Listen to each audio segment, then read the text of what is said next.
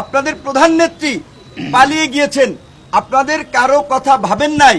প্রধান সেই নেত্রীর ছেলে তিনি বলেছেন যে তিনি কোনো পার্টির কথা দলের কথা ভাবছেন না, তিনি তার মা তার পরিবারের কথা ভাবছেন।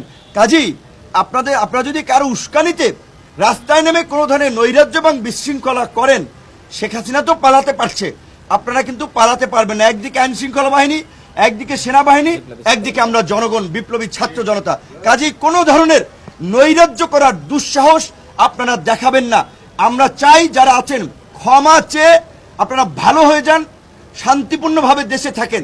কোনো ধরনের বিশৃঙ্খলা করা থাকলে বিপ্লবী ছাত্র জনতা এবং সরকার মিলে আপনাদের বিরুদ্ধে ব্যবস্থা নেবে। আপনাদেরকে হুঁশিয়ার এবং সাবধান করে দিতে চাই। শেখ মুজিবুর রহমান সাহেব একজন জাতীয় নেতা ছিলেন, কাজেই তার প্রতি শ্রদ্ধা নিবেদন কিংবা তার প্রতি কারো ভালোবাসা থাকতে পারে।